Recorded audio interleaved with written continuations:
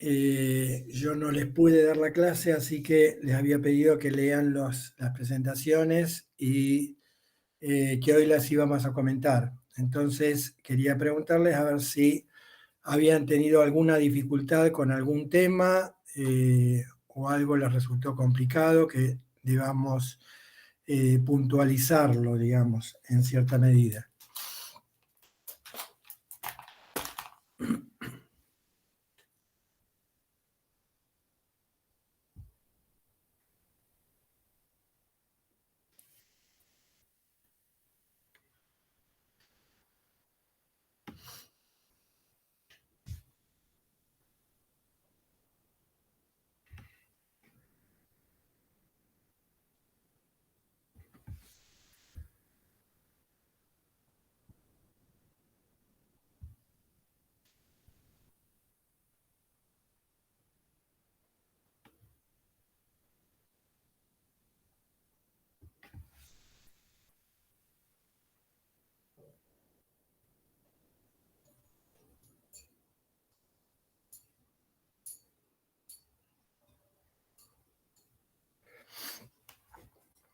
Eh,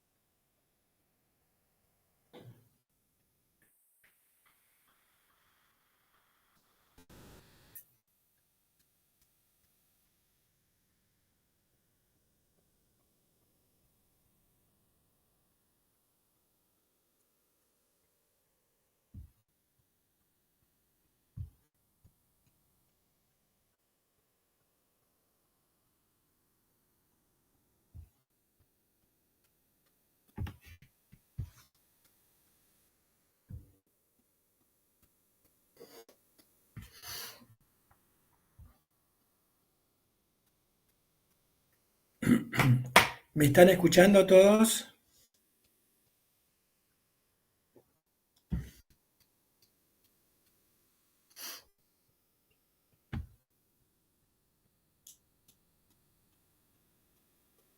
Sí, profe, yo lo escucho.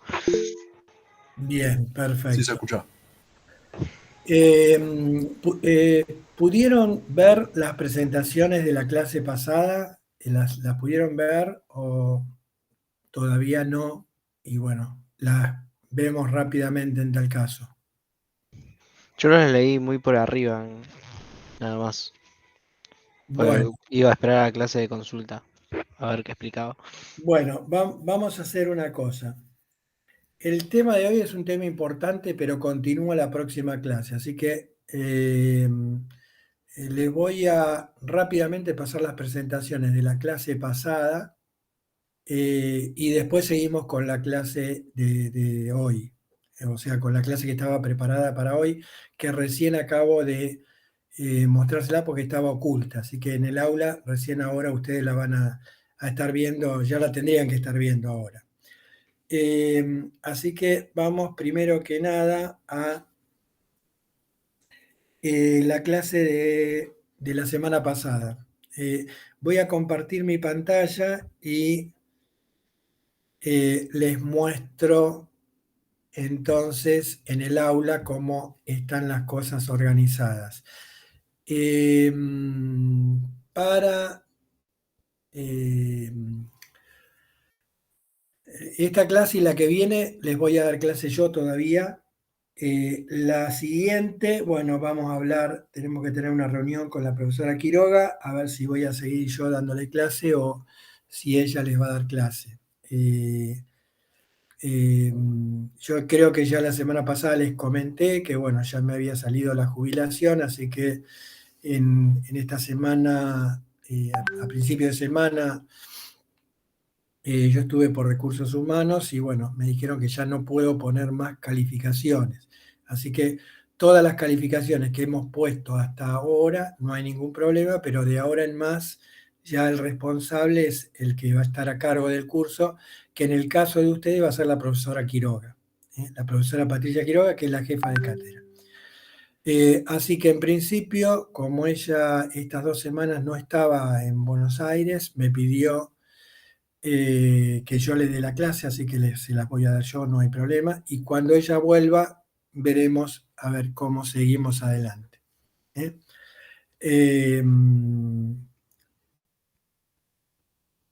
Por supuesto que yo ya les había comentado y se los vuelvo a reiterar que cualquier consulta o duda que tengan me la pueden hacer, aunque ya estemos desvinculados de la facultad. Yo voy a seguir apoyando la cátedra y voy a seguir dándole mis opiniones, así que no va a haber ningún problema si me quieren consultar algo. Y por supuesto que, bueno, lo voy a tratar de contestar lo más rápidamente posible.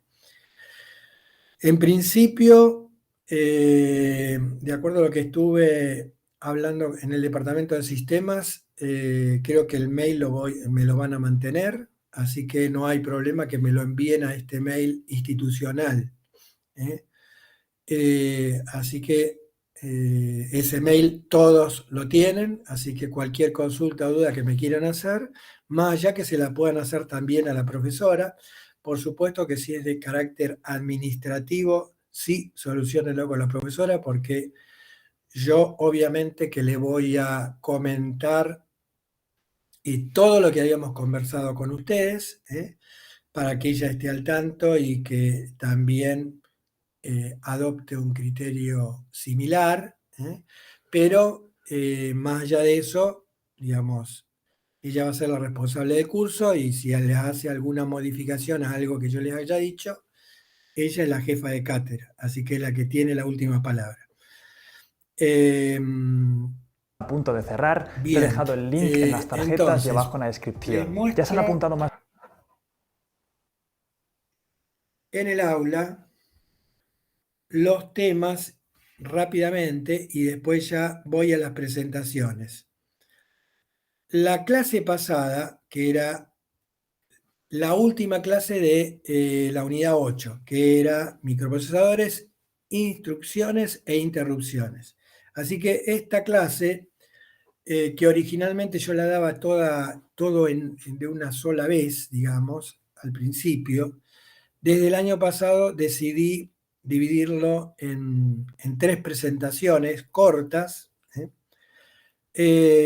para que sea más sencillo, más simple y no sea tan tediosa la clase. Entonces, acá ustedes tienen, primero que nada, perdón que me fui, a ver, sí, acá estoy. Primero que nada tienen un video que se los recomiendo que lo vean, es un video relativamente corto, no sé, 10, 15 minutos, no, creo que no dura más que eso, que habla sobre toda la historia de Intel y fundamentalmente hace hincapié en lo que es la ley de Moore. Es decir, que la ley de Moore lo que dice es que cada año los avances tecnológicos nos permiten incorporar el doble de transistores dentro de un mismo chip. Y en cierta medida eso es lo que ha permitido la evolución de todos los microprocesadores. Desde su aparición con el primer microprocesador de 8 bits. Así que de ahí ya pasamos hoy a 64 bits y de digamos, de un procesador a un multiprocesador, que digamos 8 core, 7 core, 9 core, es decir, es como tener 9 procesadores metidos dentro de un mismo chip. Bueno, así que bueno, recomendable que lo vean este videíto, lo pueden hacer en cualquier momento, no forma parte de la teoría, pero sí es útil para el concepto general. Bueno, esta presentación que dice generaciones de Intel la voy a dar rápidamente para ver las distintas evoluciones de acuerdo a los microprocesadores. De esta presentación hay un video, que es este video que está acá abajo, presentación general de Intel. Es un video del año pasado, y no es obligatorio que lo vean. Si han leído la presentación, no hace falta que vean el video. Pero bueno, es una presentación que di yo el año pasado. Lo mismo pasa con con la segunda presentación, que es microprocesadores. Perdón, instrucciones e interrupciones. Ese es el tema. Instrucciones e interrupciones. Y también tiene un video correspondiente, que es este que está acá abajo. Y por último, la tercera presentación, que corresponde a la última clase de la unidad 8, es modos de direccionamiento, que también tiene un video asociado, que, vuelvo a repetir, son todos videos del año pasado, no son obligatorios, son optativos para aquel que tiene tiempo de verlos y quiere volver a ver el tema.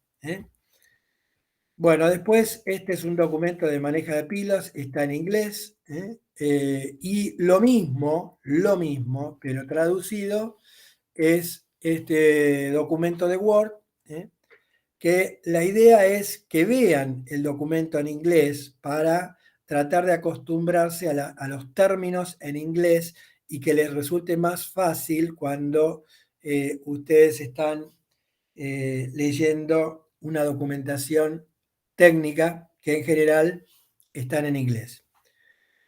Les puse acá el capítulo 14 del libro Los Pentium a fondo, que habla sobre interrupciones, y que nos sirve para poder resolver el trabajo práctico 10, que lo tienen acá abajo. Este TP10 se resuelve leyendo el capítulo 14 de Los Pentium a fondo. Así que tienen los dos documentos juntos, uno al lado del otro. Por último, esto que dice reconocimiento interno de una PC es un documento auxiliar o digamos complementario, no es obligatorio, pero bueno, ayuda a comprensión de todo el tema, todo lo que es microprocesador y assembler. Acá tienen la tarea para entregar el tema 9, el TP9, que era el trabajo práctico que hicimos la clase anterior. Bien, con respecto a la unidad 9 ya empezamos con memorias y la idea es que hoy tendríamos que ver es segmentación. Como nosotros la segmentación en modo real ya la hemos visto en las distintas presentaciones que estuvimos viendo, y hoy la vamos a ver un poquitito más cuando expliquemos las generaciones de Intel. Mejor dicho, cuando vemos interrupciones, instrucciones e interrupciones, ahí vemos un poquitito más lo que es el cálculo de la dirección en modo real. Eso lo voy a pasar rápidamente y vamos a ir a lo específico, que es segmentación en modo protegido para 32 bits, que es lo que usamos hoy en día todavía, aun cuando con las máquinas de 64 bits. Bueno, después todos estos restos de documentos, un video de segmentación en modo protegida, el capítulo 9 de memorias, de la profesora Patricia Quiroga, que habla sobre todo lo que es segmentación. El capítulo 8 del libro de los Pentium a fondo, que es el capítulo del libro de los Pentium que habla sobre segmentación y básicamente sobre el cual está basada la presentación. Y por último tenemos acá modo protegido de microprocesadores, que es la presentación que voy a hacer más hincapié el día de hoy. Si terminamos con las presentaciones, no creo que lleguemos a hacer la ejercitación de segmentación, que era mi idea.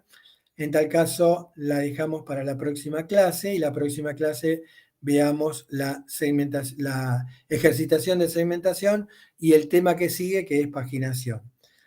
El TP11 es es de segmentación y paginación, con lo cual este trabajo práctico, con todo lo que está presentado en esta clase, se resuelve con 2 clases, la de esta semana y la de la semana que viene.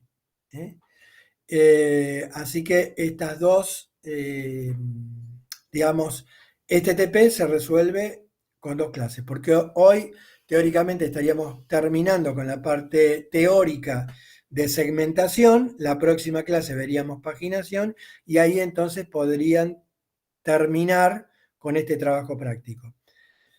Así que bueno, acá les puse la tarea para entregar el TP10 y esto me olvidé de borrarlo, así que lo vamos a borrar. Estaba armado para el año pasado, ¿sí? Pero tenía mucha menos cantidad de alumnos y eso me daba tiempo para poder atenderlos a todos. Hoy, este año no tengo tiempo y encima estoy escribiendo unos documentos para la cátedra, así que no puedo contestar los foros como debería. Por eso, si alguno tiene alguna duda o inquietud, me mandan por mail y si no, como lo estamos haciendo todas las clases a partir de este año, o al principio de la clase o al final de la clase me consultan las dudas y aclaramos todos los temas para que no quede ninguna duda. Bueno, así que así están presentadas las cosas en el aula, lo que tienen ya armado y que vamos a ir viendo. Y entonces yo ahora voy a empezar con la primera presentación, que sería generaciones de Intel. A este documento le está faltando algo sobre lo cual estoy trabajando, por eso todavía no lo puse, que es los microprocesadores de 64 bits. Llega hasta el Pentium. Llega hasta el Pentium, así que la presentación la vamos a ver hasta el Pentium. Yo les voy a agregar, una vez que lo tenga terminado el documento, en la primera clase, donde hablamos de microprocesadores, ahí les voy a poner lo que se refiere a los microprocesadores de 64 bits, tanto en los registros, porque ahí habíamos visto todos los registros del Pentium, no sé si lo recuerdan. Habíamos visto que había registros para el programador de aplicaciones y registros para el programador de sistemas, y que, digamos que con la incorporación de los microprocesadores de 64 bits, hay algunos microprocesadores más que agregamos y algunos que han cambiado a 64 bits.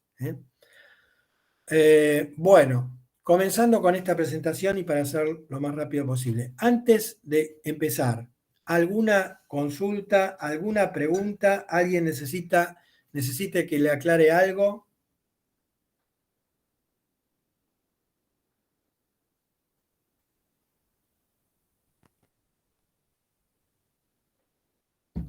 Bueno, lo que les voy a pedir a alguno de ustedes que tenga posibilidad de abrir el micrófono, que si alguien no puede ingresar al aula y necesita que yo lo habilite para ingresar, me lo avisen para que lo haga ingresar, ya que cuando estoy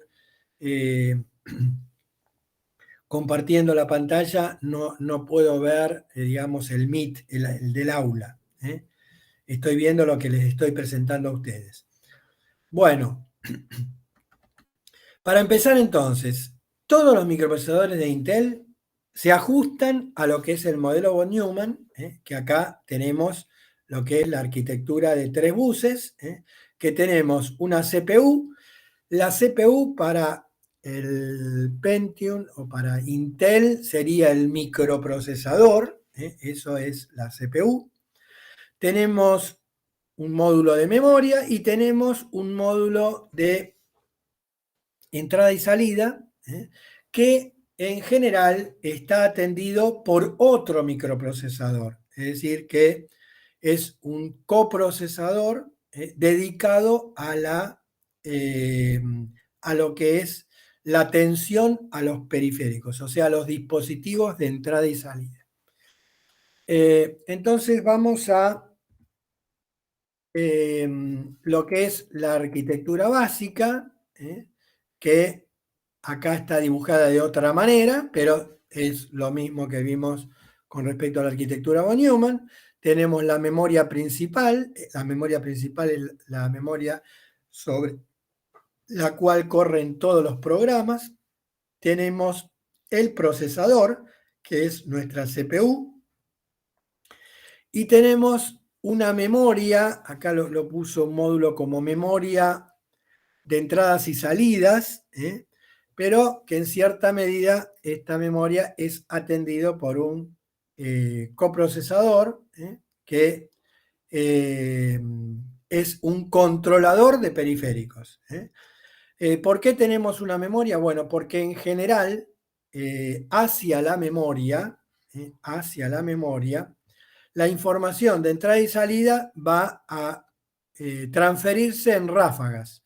Entonces, ¿qué hace el controlador de periféricos? Le pide el control a la CPU, para que detenga la ejecución de los programas que esté ejecutando, y hace una ráfaga con un acceso directo a memoria de acuerdo a la información donde se quería guardar esos datos de entrada y salida, y a partir de ahí, digamos, le devuelve, una vez que se ha terminado de completar la ráfaga o de traspasar toda la información que está en la memoria, le devuelve el control a la CPU, y de esa manera se continúa con la ejecución del programa que estaba en marcha. Bueno, explicado esto, que sería la arquitectura básica, vamos a la primera versión comercial que hubo de los procesadores Intel.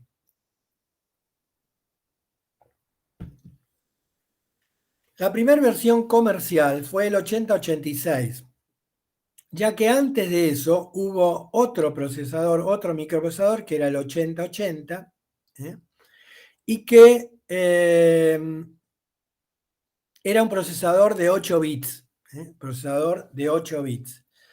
Y el 8080 se utilizó para unas máquinas que no llegaron a ser PC, pero que en cierta medida sirvieron para empezar a poder programar, digamos. Eran como, fundamentalmente se usaron para juegos, salieron como equipos de juegos, como la Commodore 64, por ejemplo. Y era 64 porque manejaba 64K de memoria, nada más. ¿Está bien? Y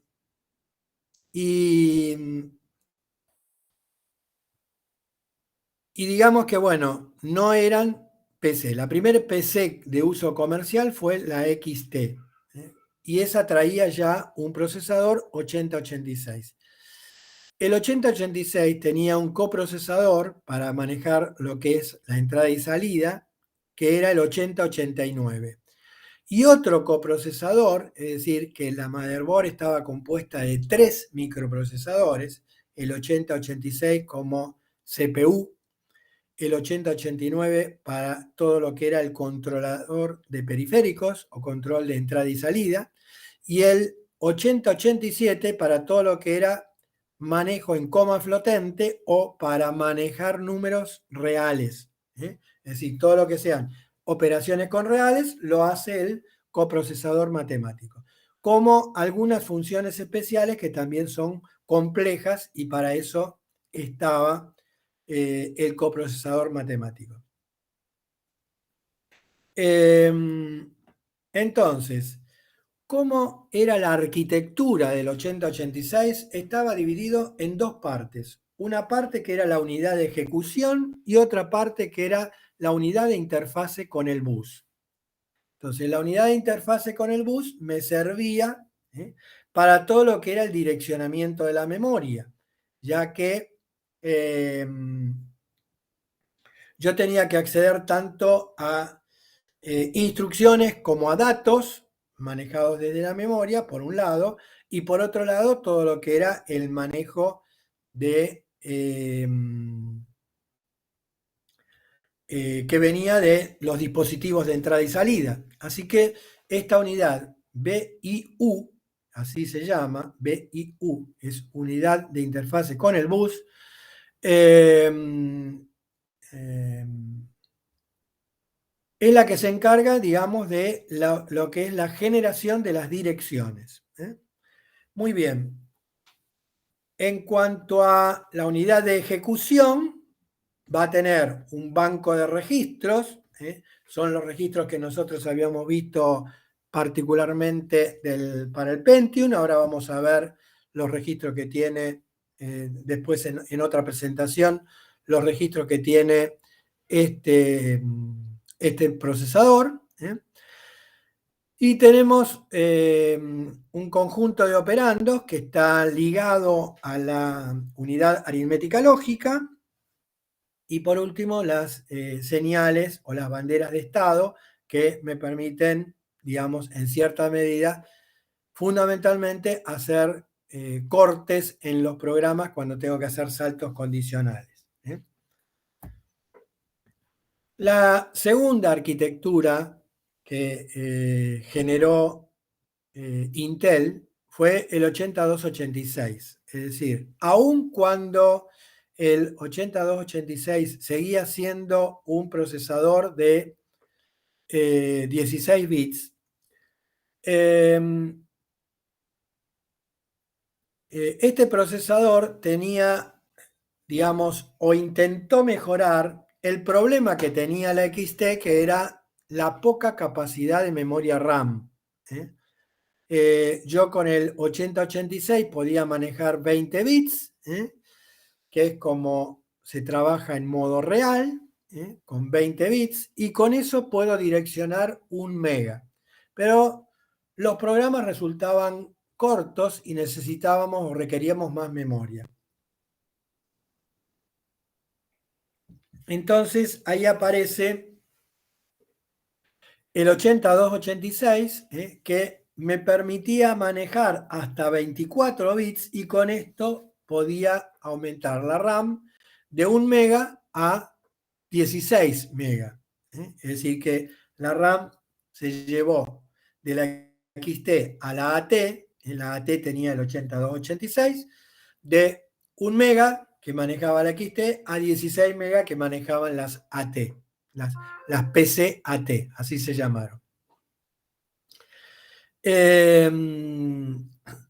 Además de poder manejar o de tener la capacidad de manejar más memoria RAM, que me permitía tener programas con mayor cantidad de instrucciones, también este procesador tiene un cambio importante, que es el de trabajar en modo protegido. Es decir, fue el primer micro que comenzó a lo que se llamó el trabajar en modo protegido.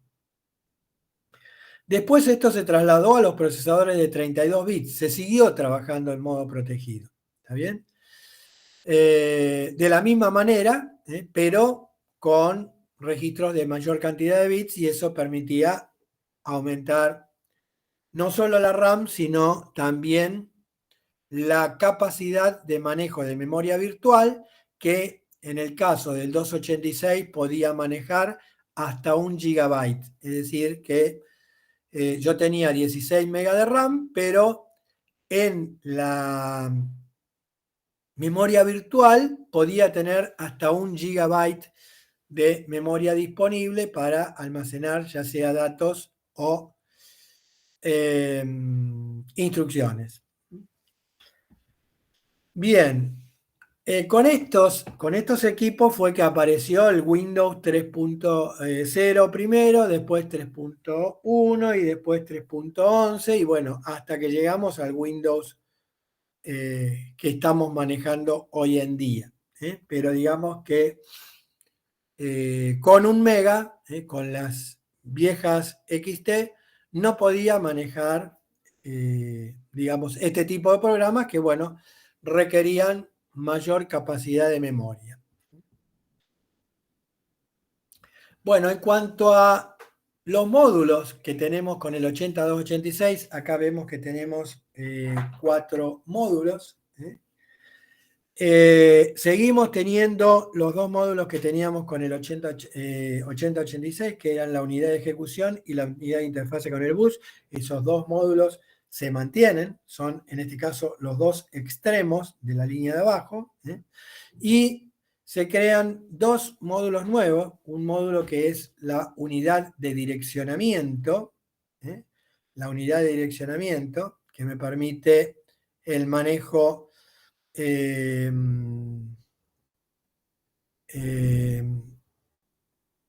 registros de base y de lógica de protección, ¿sí? Para todo lo que era el manejo de la memoria.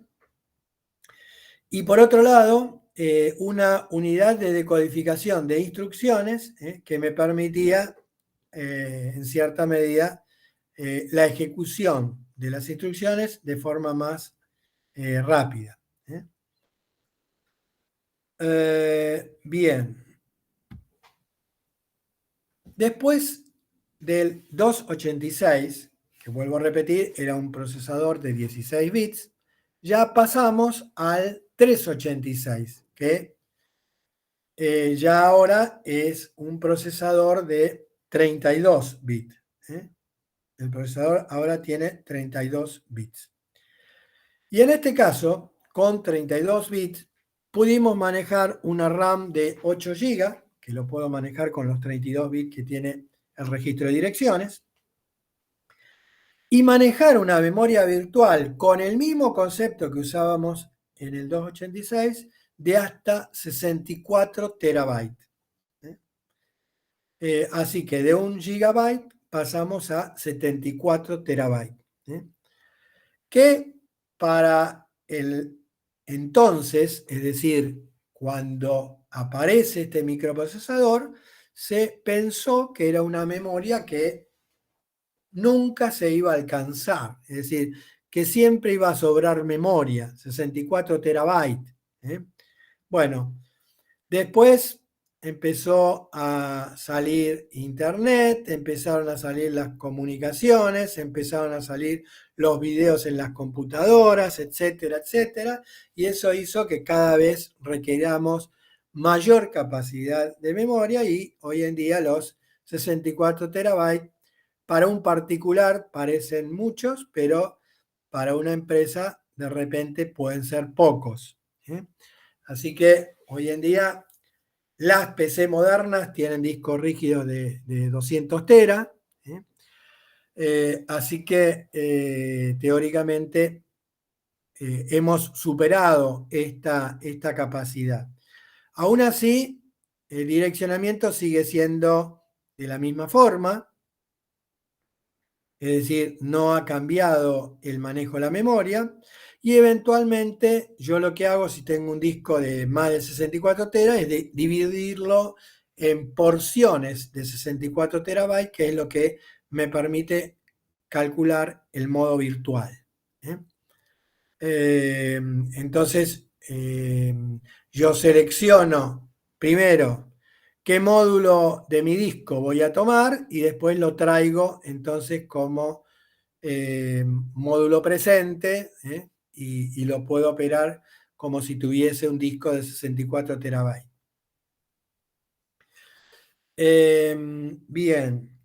¿Qué aparece como nuevo en este microprocesador?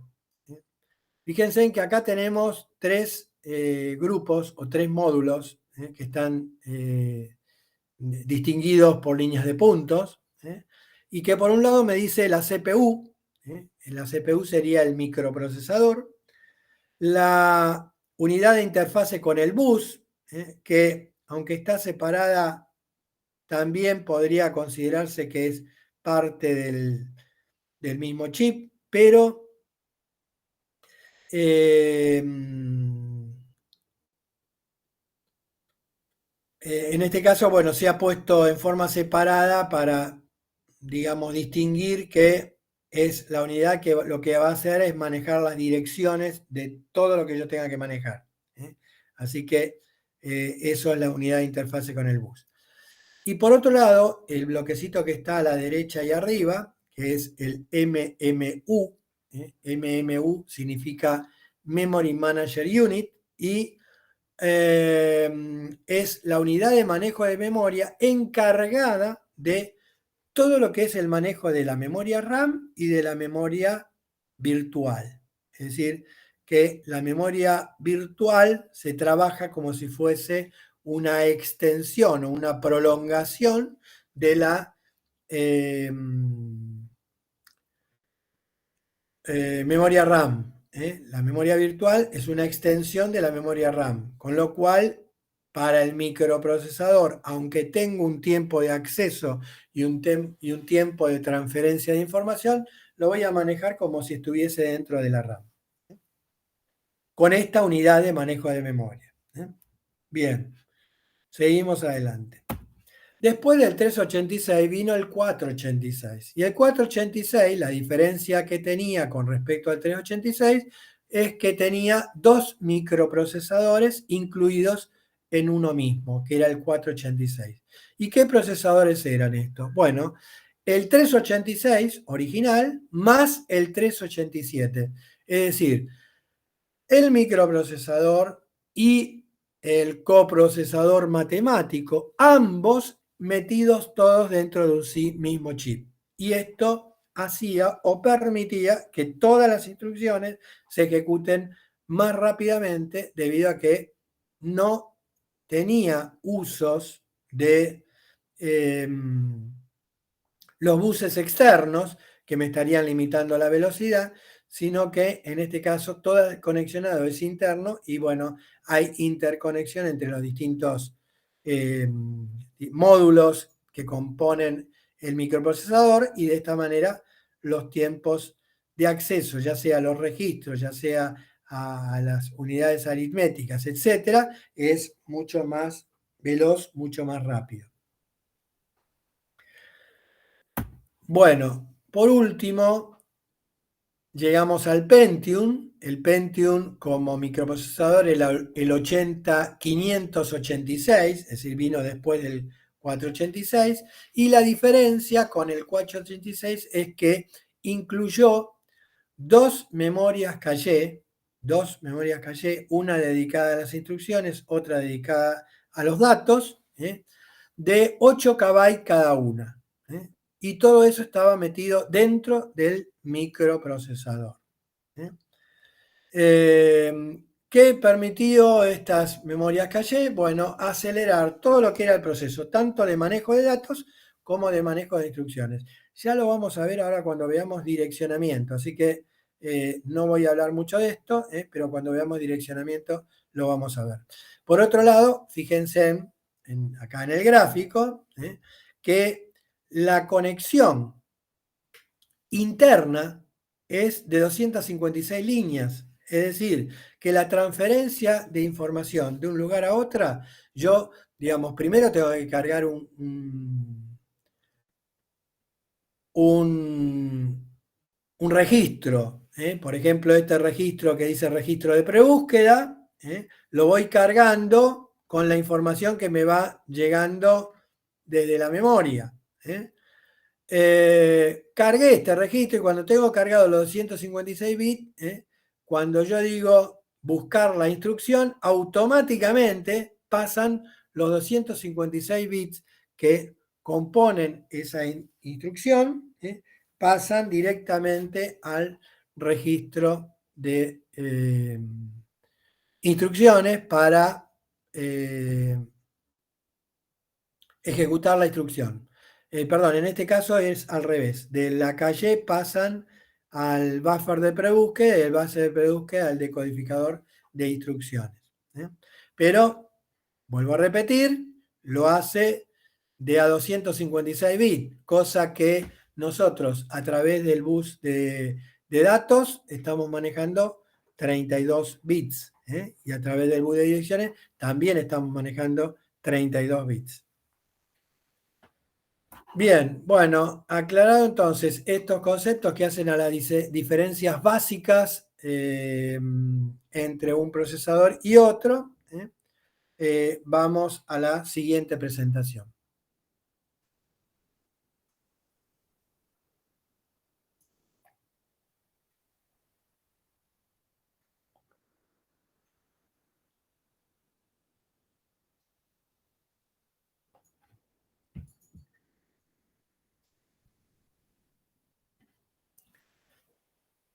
Bueno, esta presentación que es instrucciones e interrupciones, primero que nada define lo que es la palabra, que la palabra es una cadena finita de bits. En nuestro caso, digamos que al principio, cuando comenzaron los microprocesadores, se hablaba de palabra lo que era capaz de manejar el microprocesador. Entonces, los primeros microprocesadores, la palabra era 8 bits, es decir, un byte. Pero para eso ya teníamos definido un tamaño, que era el byte, eran 8 bits. Un byte son 8 bits, ¿está bien? Luego vinieron los procesadores de 16 bits. Entonces, ahí, al venir los procesadores de 16 bits, ya la palabra, que era la cantidad de bits que podía manejar el micro, pasó a tener 16 bits. Y después de 16 saltamos a 32. Entonces ahí a los microprocesadores, en vez de cambiarle el nombre, y para no confundir, ya se lo llamó de doble palabra. Es decir, que los procesadores de 32 bits son procesadores de doble palabra. Y hasta los procesadores de 16 bits, que fueron los primeros que aparecieron en modo comercial, la cantidad de bits que manejaban era lo que conformaba la palabra. Bien. Bueno, hablamos de máquinas de 32 bits. Para las máquinas de 64 bits tendríamos que decir que es una máquina de cuádruple palabra. Bueno, siguiendo adelante, vamos a ver rápidamente qué sería la diferencia básica que hay entre microprocesador y microcontrolador. Desde el punto de vista electrónico, son dos dispositivos similares, solamente que el microprocesador tiene una arquitectura abierta de propósito general y es configurable de acuerdo al negocio, es decir, de acuerdo a la tarea que yo tengo que realizar.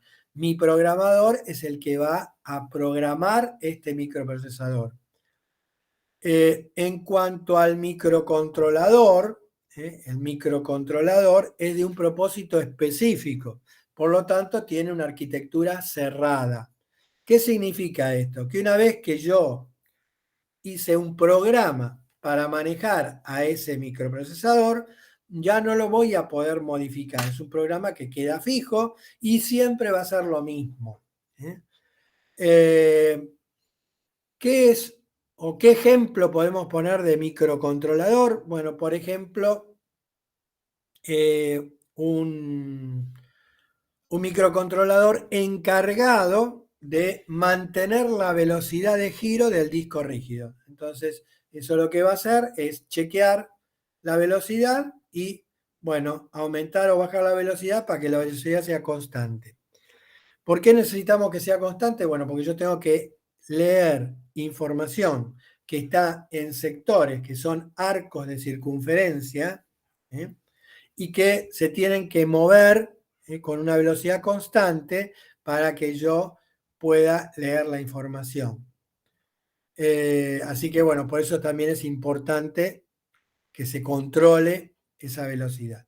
Bueno, y hay miles de aplicaciones de microcontroladores. Mucho lo que hace hoy en día a lo que son los productos caseros, como por ejemplo el manejo de una cámara por vía celular, y que bueno, la maneja un microcontrolador y que de repente tiene esa finalidad. O también, por ejemplo, en el caso de tener una lámpara programable y que en ese caso yo la pueda encender ya sea por el celular o por una cuestión de tiempo. Así que bueno, eso también se encargan lo que son los microcontroladores. Bueno, volviendo a la arquitectura del 8086, que fue el primer microprocesador básico, acá tenemos en esta diapositiva, mostramos los registros que tiene este microprocesador y vemos que tiene, al igual que tenía el Pentium, 8 registros que son el AX, BX, CX, DX, SP, BP, SI y DI. Tienen los mismos nombres que en el Pentium, pero sin la letra E. Y recuerdan, o refrescando la memoria, para el Pentium todos los registros empezaban con la letra E. La letra E, que significaba extended, extended era la letra E, significaba que tenía un tamaño doble, es decir, que tenía 32 bits en vez de 16. Pero opera también como con registro de 16, con lo cual, digamos, esto es lo que permite la compatibilidad entre los distintos microprocesadores, porque para el manejo de instrucciones van a tener los mismos códigos, tanto en una máquina de 32 bits como en una máquina de 16 bits. Entonces, si yo digo move AX, ese código de operación va a ser el mismo para el 8086 que para el 386 o cualquier versión posterior de 32 bits.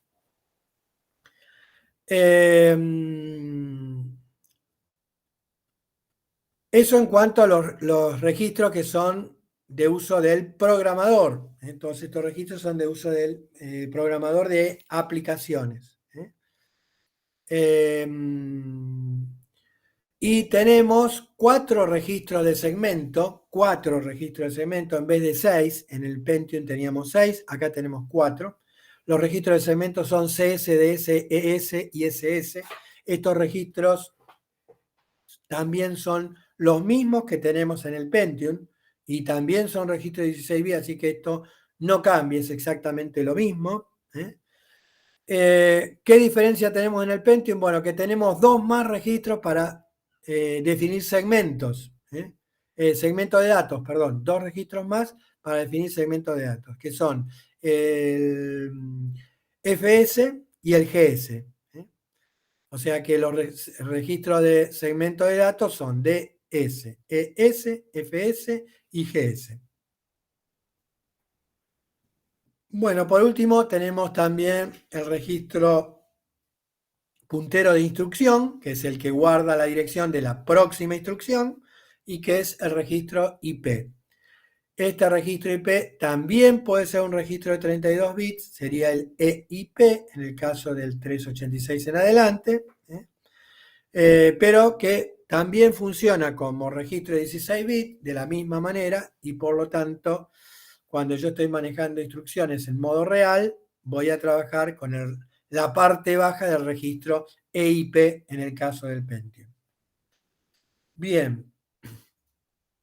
En cuanto al cálculo de la dirección, fíjense en que acá la unidad de interfase con el bus, es decir, la BIU, tiene una unidad aritmética, que sería este sumador, que es independiente de la unidad aritmética lógica que tiene la unidad de ejecución. Así que tenemos 2 unidades aritméticas. Una para lo que es el cálculo de direcciones y otra para lo que es el funcionamiento del microprocesador.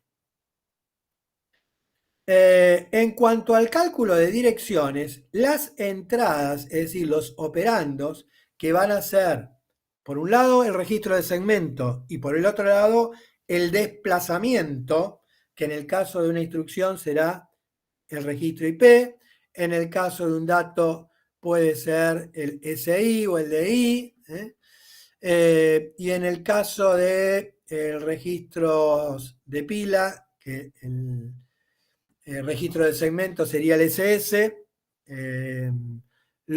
para manejar la pila, los 2 registros que tenemos es el SP y el BP. Entonces, ¿cómo hacemos para generar una dirección de 20 bits si tenemos registros de 16 bits? Entonces, lo que se hace es que esta unidad aritmética no es una unidad simple como cualquiera de las que hemos visto, sino que es una unidad aritmética un poco más compleja. ¿Por qué? Porque voy a tener dos entradas que tienen registros de 16 bits o que me conectan 16 bits y la salida, es decir, el registro acumulador de la unidad aritmética, va a tener 20 bits. Así que este registro es el que tiene 20 bits, el que tengo acá la salida, y que es el que va a estar conectado a lo que nosotros llamamos MAR.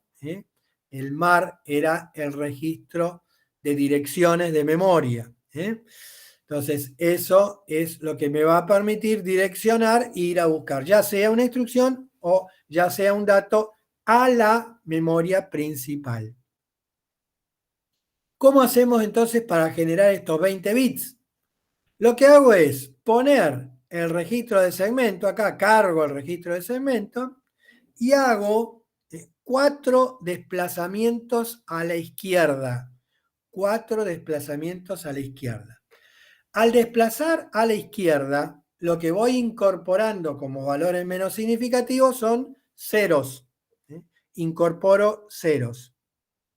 Con lo cual, es como que me va a quedar el registro de segmento como los 16 bits más significativos de los 20 bits que tiene la dirección, y los últimos 4 bits van a ser ceros. Los últimos 4 bits van a ser ceros. De esa manera entonces conseguimos los 20 bits y también lo que sería la dirección de base del segmento en el cual nos estamos manejando, ya sea de códigos, o sea, instrucciones, ya sea de datos o ya sea de pilas. Por supuesto que tendré que utilizar el registro de segmento correspondiente. CS para códigos o instrucciones, DSIS para datos y SS para pilas. Y el offset, que sería el desplazamiento, es decir, son los 16 bits que me permiten desplazarme dentro de la memoria con ese valor de base, lo genera el registro asociado al registro de segmento que estamos trabajando. Si trabajo con el registro de códigos, el registro de segmento asociado va a ser el IP. Si trabajo con datos, podría ser el SI, y si trabajo con pilas, va a ser seguramente el SP. Entonces, para eso manejo el offset y eso me permite manejarme con 16 bits que me van a permitir manejar segmentos de 64K bytes. 64K bytes es el tamaño máximo que tiene un segmento en modo real, es decir, trabajando con 16 bits. Bien, sigamos adelante. Bueno, acá explica la unidad de ejecución, es decir, ya lo teníamos. La unidad de interfase con el bus me muestra los registros que puede utilizar el programador para el manejo de sus programas, que son AX, BX, X y DX.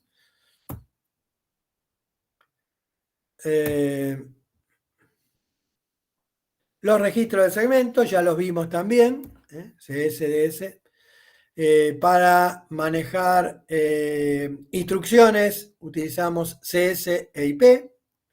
CS como segmento de códigos y IP como desplazamiento dentro de ese segmento. Para datos, en este caso me está mostrando que utilizamos el DS como registro de segmento y el SI como offset o desplazamiento. Y para la pila, manejamos el SP y el BP. Como tenemos otro segmento de datos, bueno, como ejemplo me dice que eso lo puedo manejar con el registro del segmento S, que me va a dar la dirección de base, y el desplazamiento me lo da el registro de I. Bueno, acá tenemos una equivalencia entre 16 y 32 bits. Fíjense en que acá los nombres son AX, BX, XDX, acá son EAX, EBX, SX, EDX, y bueno, todos los registros que ya habíamos visto. Bueno, acá nos dice cómo calculamos la dirección, una dirección física para llegar a tener los 20 bits. Con eso podemos manejar un mega. Acá, ¿cómo hacemos el cálculo? Que era desplazar el registro de segmento, pongo los últimos 4 bits en 0 y le sumo el desplazamiento, y eso me va a dar una dirección efectiva o una dirección física de 20 bits, que me va a permitir acceder a la memoria. Bueno, los registros de estado, en cierta medida los habíamos visto, el C, el Z, el S y el O, que sería overflow acá, la O viene de overflow o sobreflujo, sería lo que nosotros llamábamos, o llamamos hasta ahora, la letra B, que era fuera de rango. Bueno, set de instrucciones son todas las instrucciones que el microprocesador es capaz de poder ejecutar. Y en cuanto a las arquitecturas, tenemos 3 tipos de arquitectura, que son la CISC, la RISC y la EPIC. Con respecto a las diferencias que hay entre la CISC y la RISC, son que uno maneja un set de instrucciones complejo, un conjunto de instrucciones complejas, que es la arquitectura CISC, es la que habitualmente manejamos nosotros, y la arquitectura RISC, que es otro tipo de arquitectura, que del inglés sería Reduced Instruction Set Computer, sería computadoras con un conjunto de instrucciones reducida, tiene muy pocas instrucciones, simples en general, y lo usamos fundamentalmente en lo que es manejo de datos. Cuando, por ejemplo, tenemos un array de discos rígidos y yo tengo que ir transfiriendo la información de esa máquina a la máquina principal. Bueno, por último, la tecnología EPIC, que me permite el manejo en forma paralelo, y es la arquitectura que utilizan los microprocesadores modernos, ya que digamos que al tener,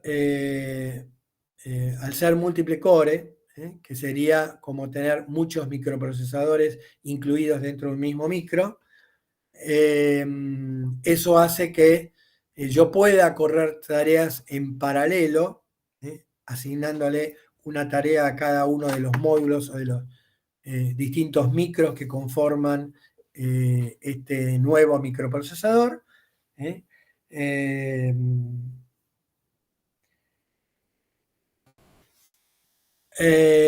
Y a partir de ahí, bueno, podré trabajar en forma paralela. Bueno, esto ya es el ciclo que habíamos visto con respecto a lo que es el ciclo de ejecución de una instrucción,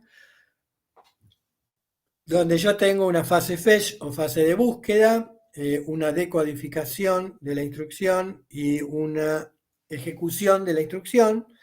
Prácticamente nosotros la habíamos dividido en dos. La decodificación en cierta medida forma parte de la ejecución porque yo ya tengo cargado la instrucción en el registro IR y simplemente lo que hago es tomar la decodificación para poder ejecutar la instrucción.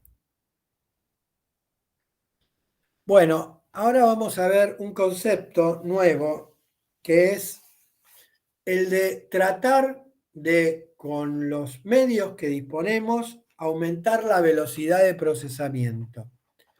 Y para ello, que digamos fue una de las cosas que se instauró dentro de los microprocesadores, dentro de lo que es el manejo de los microprocesadores, fue dividir la instrucción en segmentos, que es una estrategia de segmentación de la instrucción. Acá estamos hablando de una instrucción. Debido a que para ejecutar la instrucción yo tengo que cumplir con varias etapas dentro de lo que es esa ejecución. La primera es captar la instrucción, es decir, leer la supuesta siguiente instrucción. Yo tengo que captar la instrucción. Eso lo llamamos FI. Luego tenemos que decodificar esa instrucción. Lo llamamos DI. Decodificar la instrucción. DI.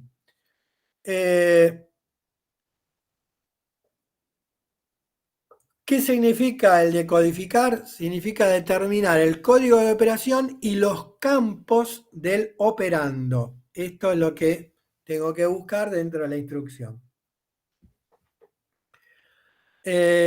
Tercera operación es calcular operandos. Calcular operandos. Lo llamamos CO, calcular operandos. ¿Qué es calcular operando? En realidad no es que tengo que calcular el operando, sino que lo que tengo que calcular es la dirección efectiva donde voy a encontrar el operando. Es decir, buscar la dirección donde tengo el operando.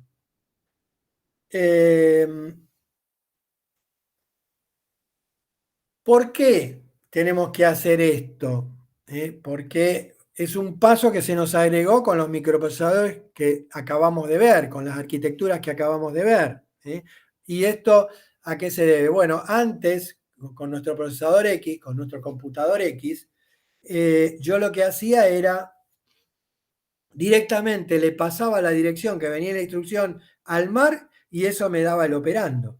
¿Está bien? Es decir, que yo no tenía que calcular ninguna dirección. Simplemente era pasar información de un registro a otro. Eso es nuestro computador X. Ahora que las cosas se complejizaron para hacerlas más versátiles, para calcular la dirección lo tengo que hacer con la BUI. BIU, perdón. BIU, la unidad de interfase con el bus. Y para eso le tengo que pasar sí el desplazamiento, sí el segmento que voy a utilizar, que suponiendo que voy a buscar un dato va a ser el registro del segmento de ese. Y una vez que tengo eso, calculo la dirección y recién ahí tengo la dirección efectiva disponible para traer el operando. Así que bueno, todo esto está conformado en este segmento CO.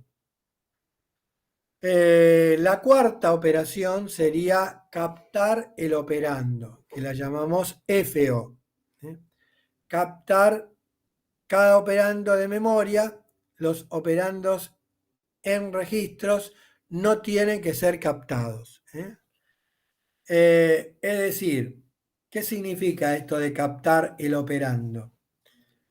Yo en el paso anterior, en la segmentación anterior, lo que hice fue calcular la dirección. Ahora la tengo en el MAR, pero tengo que de la memoria leerla, pasarla al registro de intercambio y de ahí a un registro interno de la máquina para poder operarlo. Así que esto es captar cada operando. Luego ejecutamos la instrucción EI. Ejecutar la instrucción SI. Yo hice una suma, un producto, una resta, lo que sea. Ejecuté la instrucción. La acción que estaba indicada en nuestra instrucción. Y por último, sería WO, que sería escribir el operando. Es decir, una vez que yo terminé con el cálculo y supongamos que en la unidad aritmética lógica, en el registro acumulador, yo tengo el resultado de la instrucción que ejecuté, ¿está bien? Para no perder ese resultado, para que me sirva, lo tengo que guardar. Entonces lo tengo que almacenar el resultado en la memoria. Eso es lo que hacemos con WO, Write Operating. Es decir, almacenar el resultado en la memoria. Bueno, este concepto de segmentar la instrucción es lo que me permite el pipeline. Y el pipeline es una técnica para implementar simultaneidad a nivel de instrucciones dentro de un solo procesador. Eso es lo que es el pipeline. Entonces, en el siguiente gráfico lo vamos a ver más claro, en lo cual acá tenemos las 6 operaciones en las que fue dividida la instrucción, y como esto lo hacen distintos elementos dentro del microprocesador, cuando la primera instrucción ya terminó con la fase 1, la segunda instrucción puede comenzar con la fase 1, mientras que la primera está con la fase 2, el DI. Luego, cuando se liberó el DI, la segunda instrucción puede ir al DI. A su vez, la tercera instrucción puede comenzar con la FI, que sería la fase de búsqueda de la instrucción. Y de esta manera, es decir, a medida que voy progresando, voy avanzando con la lectura de las instrucciones y voy avanzando con las ejecuciones parciales de las instrucciones. Pero fíjense en una cosa acá. La primera instrucción tardó 6 módulos, supongamos 6 ciclos de reloj, para poder ejecutar la instrucción, suponiendo que cada módulo tarda un ciclo de clock. La segunda instrucción, si yo tendría que ejecutarlas en forma secuencial, comenzaría acá, a partir de que terminó la primera, comenzaría acá, y a partir de acá otra vez 6 módulos más, 6 pulsos más de clock, y terminaría en 12 pulsos de clock. ¿Está bien? Mientras que en esta forma, o de esta forma, que yo voy solapando instrucciones, cuando llego al tiempo que tendría que haber ejecutado 2 instrucciones, veo que puedo haber ejecutado 7 instrucciones. Es decir, que la arquitectura pipeline lo que me permite es aumentar la velocidad de procesamiento, ya que en menos tiempo yo puedo ejecutar mayor cantidad de instrucciones.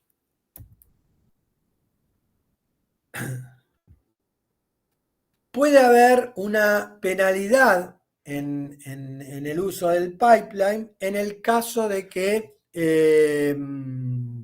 haya dentro de mi programa saltos condicionales. Entonces, si hay un salto condicional, yo venía ejecutando todas las instrucciones, pero la instrucción de salto hizo que yo saltara desde este punto hasta la instrucción 15. ¿Está bien? Pero cuando yo terminé con la fase de ejecución de la instrucción 3, yo ya sé que esta instrucción era un salto condicional. Así que el tiempo que tardo en ejecutar la escritura del operando, ese tiempo lo utilizo para la fase de búsqueda de la instrucción 15, que sería la instrucción después del salto. Entonces, fíjense en que en este caso, yo acá perdí 1, 2, 3, 4 tiempos, o 4 módulos, perdí, porque salté en esta instrucción directamente acá. Así que eso es la penalidad debida al salto.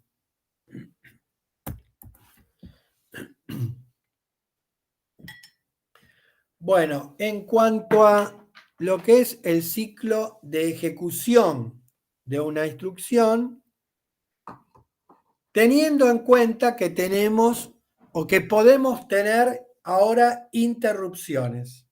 Hasta ahora no manejábamos interrupciones, ahora empezamos a manejar interrupciones. Entonces, ¿cómo sería en este caso el ciclo de ejecución con interrupciones?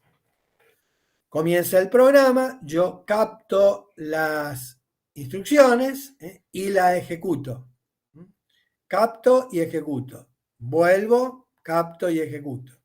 Ahora, ¿qué ocurre? Acá aparecen las instrucciones. Si no, seguiría en este ciclo hasta que ejecuto la última instrucción y terminé el programa. Ahora, con el hecho de que tengo interrupciones posibles, si aparece una interrupción en el programa, esto salta a lo que sería la comprobación de la interrupción. Se interrumpe el proceso de ejecución, se ejecuta la rutina de interrupción y una vez que se terminó con la rutina de interrupción, se devuelve el control al programa y se continúa con el ciclo de ejecución de la instrucción. Bueno, en cuanto a las interrupciones pueden ser de tres tipos: excepciones externas o de hardware, internas o de software. Y dentro de las externas o de hardware pueden ser no enmascarables o enmascarables.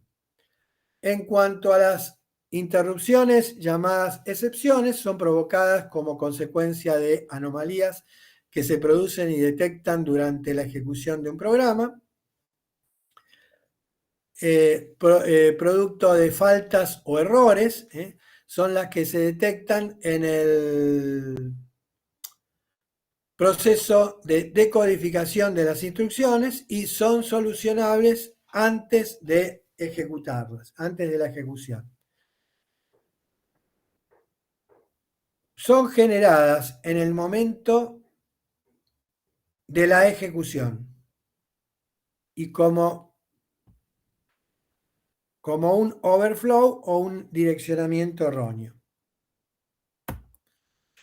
Bien, el segundo tipo de interrupciones son las interrupciones internas o de software. Internas o de software. Estas son generadas por el propio programador, este tipo de interrupciones, y se ejecutan con una instrucción que es int numeral, siendo int numeral el número de interrupción al que se quiere ir. Entonces, ¿qué es lo que significa esto? Dentro de un programa, yo puedo colocar como programador una instrucción que es int numeral. Ese numeral, que es un número que nosotros le ponemos, es el número que me permite llegar a la rutina de interrupción, es decir, el programa que yo quiero correr cuando corro esta interrupción. Por ejemplo, hacer una suma de dos operandos, o hacer el producto de dos operandos. Entonces yo voy a tener un programita aparte de mi programa principal que va a ejecutar siempre el producto. ¿Qué le tengo que dar a ese programa? Bueno, le tengo que dar los dos operandos. ¿Y qué me va a devolver? Me va a devolver el resultado del producto. Entonces, eso que lo manejo con una interrupción externa, digamos, que sería una interrupción de software, lo manejamos con la instrucción int numeral, donde el número puede ser cualquier número desde 32 hasta 255. 32, 33, etcétera, hasta 255. ¿Por qué? Porque todos los microprocesadores tienen 256 interrupciones posibles. Y esto es para mantener la compatibilidad. Así que siempre vamos a tener 256 interrupciones. Con lo cual, Las primeras 32 instrucciones, de la 0 a la 31, están reservadas por el microprocesador para el uso de interrupciones propias, y de la 32 en adelante hasta la 255 son las que pueden estar destinadas al programador, que puede usarlas o no, pero digamos que si yo las pongo dentro de un programa, voy a detener la ejecución, sigo ejecutando la rutina de interrupción y una vez que terminó la rutina de interrupción le devuelvo el control al programa. Ahora ya lo vamos a ver en un momentito cómo se hace esto. Bueno, por último, las interrupciones externas o de hardware no enmascarables, NMI, son siempre atendidas y son consideradas de máxima importancia y se deben a eventos que comprometen la capacidad de procesamiento del sistema. Un ejemplo podría ser un sobrecalentamiento del microprocesador. En ese caso, se detiene la ejecución del programa, y se cuelga la máquina, se queda parada para no dañar el micro. Bueno, este sería el caso de este tipo de interrupción. Y son atendidas siempre. Bien, y el segundo caso, que sería externas o de hardware enmascarables INR, esa es la instrucción, INTR. Cada ciclo de ejecución verifica si se requiere de estas interrupciones, pudiendo ser ignorada si la bandera de habilitación de interrupciones así lo indica. Al pasar a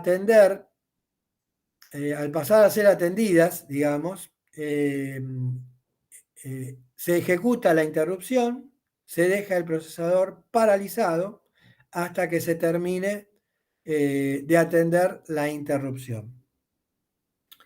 Bueno, ¿qué significa esto o qué ejemplo podemos dar? Por ejemplo, cuando yo tengo un controlador de periféricos que está queriendo hacer un acceso directo a memoria para transferir información a la memoria principal, le tiene que pedir permiso al microprocesador, porque el microprocesador está operando, él es el que tiene el control de toda la máquina. Entonces, el coprocesador le tiene que pedir permiso. Cuando le pide permiso, que sería esta int-r, ¿está bien? El procesador, de acuerdo a las banderas de estado, puede seguir con el programa que está en ejecución hasta terminarlo y después recién ahí le pasa o le cede el control al controlador de periférico. Cuando le cede el control al controlador de periférico, el microprocesador deja de trabajar, no trabaja. ¿Por qué? Porque si yo estoy buscando una dirección y tengo un acceso directo a memoria, podría tener un conflicto con la información que está viajando a través de los buses, tanto de direcciones como de datos. ¿Y por qué? Bueno, porque no puedo estar poniendo información simultáneamente sobre los buses. Entonces, por eso es que cuando el controlador de periférico está atendiendo un requerimiento, hasta que no termina de pasar el último dato que tengo cargado en el buffer de memoria, no le devuelvo el control al micro. Y cuando le devuelvo el control al micro, porque ya terminé de cargar toda la información en la RAM, bueno, ahí entonces recién el microprocesador continúa con la ejecución del programa que estaba ejecutando. Muy bien, tabla de vectores de interrupción. ¿Qué es esto? ¿Qué es la tabla de vectores de interrupción? Bueno, nosotros dijimos que hay 256 interrupciones distintas. Tenemos la posibilidad de tener 256 interrupciones distintas. Entonces, para definir cada una de estas interrupciones, yo voy a tener un segmento de códigos, porque lo que estoy corriendo son rutinas, es decir, son programas que tienen que ejecutar una determinada tarea, una determinada acción, que es la rutina de interrupción para la cual fue generada. Y para ello voy a llamar, o tengo que ir al lugar donde está guardada esa rutina. Y para eso necesito dos cosas. Necesito saber el valor del registro de segmento que corresponde a la rutina de interrupción. Y por otro lado, necesito saber el valor de IP para ir a buscar la primera instrucción de esa rutina de interrupción. Con lo cual, acá se muestra en el gráfico para el vector 0, que sería el vector más bajo, cuáles serían las posiciones de memoria que ocupan en esta tabla. Entonces, la posición 0, 1, 2 y 3, voy a tener reservadas estas posiciones con la información que me da el IP y el CS. Es decir, que cuando yo leo la primera posición voy a tener la parte alta del registro IP, después la parte baja del registro IP. La parte alta del registro CS en la dirección 2 y en la dirección 3 la parte baja del registro CS. Entonces, con esta información yo sé, digamos, o mejor dicho, tengo dónde tengo guardado dentro de la memoria la rutina de interrupción correspondiente. Y de acuerdo al vector que estoy utilizando, bueno, en consecuencia tendré la información esta para cada uno de los vectores de interrupción. Bueno, una cosa más. Fíjense lo siguiente, en este gráfico. En cada posición de memoria guardo un byte. Por lo tanto, tengo 4 posiciones de memoria que estoy leyendo, tengo 4 bytes. Quiere decir que cada vector de interrupción va a tener 4 bytes. 4 bytes de tamaño tiene cada vector de interrupción. Si yo necesito definir 256 interrupciones, el tamaño que va a tener esta tabla, va a ser de 256 multiplicado por 4, porque necesito 4 posiciones de memoria para cada vector. Por lo tanto, 256 por 4 me da 1K byte. Ese es el tamaño o la capacidad que tiene, o el tamaño que está usando dentro de la memoria principal la tabla de vectores de interrupción. Con lo cual voy a ir de la dirección en hexa 000, estamos hablando de registro de 16 bits, a la dirección 03FFF. ¿Por qué 03FFF? ¿Cuántos bits necesito para definir un K? Necesito 10 bits, ¿está bien? 10 bits. Entonces, la dirección más alta va a ser cuando los 10 bits están en 1. Y 10 bits en 1 es 3FF, si lo paso a hexadecimal. Bien. Sigamos adelante.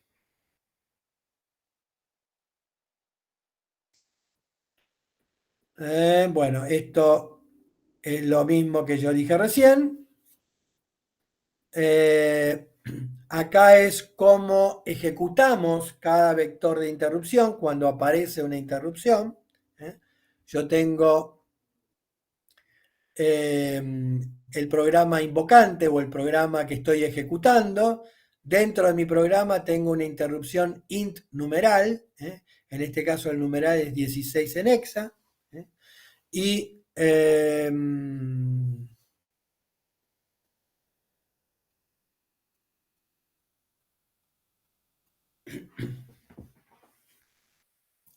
con lo cual la interrupción que estoy ejecutando sería 16 en hexa, sería la 16 más 6, me da 22. El vector 22 estaría llamando al vector 22.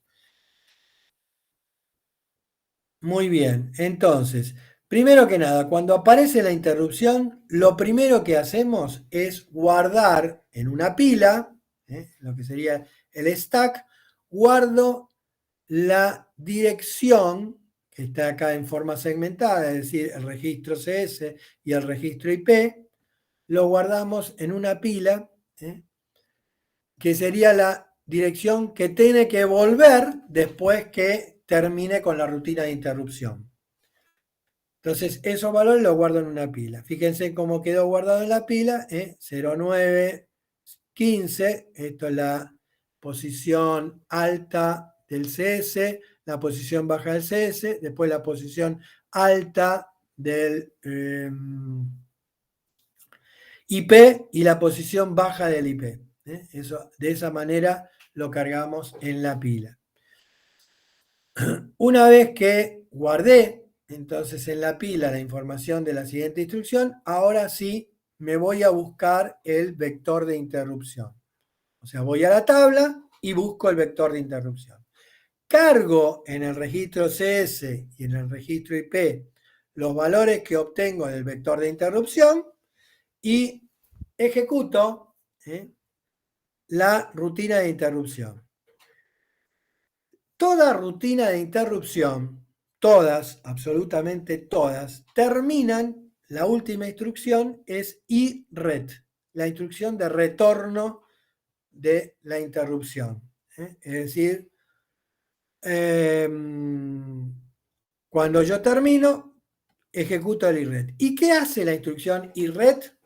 Lo que hace la instrucción IRET es ir a la pila, leer, es decir, haría un pop de la pila de los 4 bytes que cargó y los carga, como punto 4, los carga en el CS y en el IP para ejecutar la siguiente instrucción, que sería la que sigue después de la interrupción. Bueno, acá cuento un poquitito lo mismo que yo ya les conté, así que con esto terminamos esta presentación. Vamos a la última presentación, que sería modos de direccionamiento, y comenzamos con direccionamiento.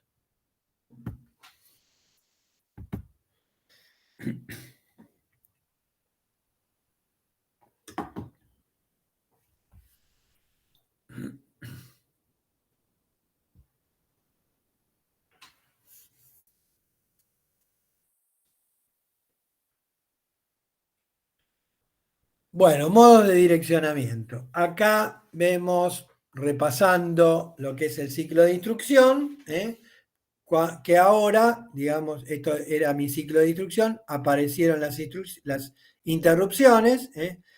Las interrupciones sería resolver un programita aparte, que es la rutina de interrupción, sería ejecutar esto dentro de la rutina de interrupción, devuelvo el control al programa, sigo ejecutando hasta que termine Más de 400 y termino mi programa. Bien. En cuanto a los modos de direccionamiento, los modos de direccionamiento son los que vemos acá, que son inmediato, directo, indirecto, de registro, indirecto por registro, con desplazamiento o de pila o implícita. Así que ahora vamos a ver cada uno de ellos.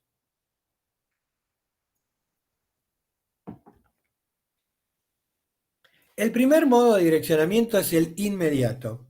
Y el modo de direccionamiento inmediato lo que me dice es que el operando, es decir, con el que yo tengo que trabajar, lo tengo en la instrucción, no lo tengo que ir a buscar a ningún lado y por eso es inmediato.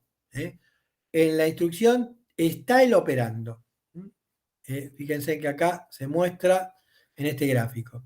Y la instrucción sería, por ejemplo, un move AH05. ¿Qué significa esto? Que el valor 05 es el valor en hexadecimal, es el valor que le voy a cargar al registro H, que es el registro destino. Segundo modo de direccionamiento es directo. En este caso, yo estoy indicando en la instrucción cuál es la dirección donde tengo que ir a buscar el operando. ¿Cómo lo ponemos en la instrucción? Por ejemplo, move a X y entre corchetes significa que lo que tengo entre corchetes es el desplazamiento que le tengo que sumar al registro de datos para ir a buscar el operando.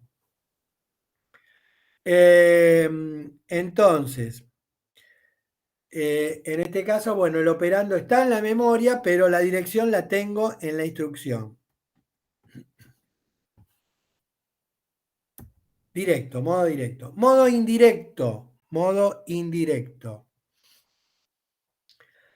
En la instrucción, yo doy una dirección, en este caso sería BX, que me lleva a una posición de la memoria, donde yo encuentro el desplazamiento que necesito para llegar a la dirección del operando. Es decir, que en la instrucción no está la dirección del operando, sino que lo que está es una dirección que me lleva al dato necesario, o sea, al desplazamiento que le tengo que sumar al registro de segmento de datos correspondiente para obtener la dirección del operando. Y eso sería indirecto. Después, direccionamiento por registro. Por registro. En la instrucción yo indico cuál es el registro que tiene el operando. Entonces acá, CX de X, acá. El contenido de DX, que es el operando, lo voy a cargar en CX. Entonces indico cuál es el registro que tiene el operando. Esto sería por registro. Indirecto con registro. Indirecto con registro. Acá lo que estamos haciendo es indicar cuál es el registro, y por eso lo pongo entre corchetes, entre corchetes pongo SI, que me determina la dirección donde tengo el operando. El operando no está en el registro, sino que va a estar en la dirección que me genera el operando.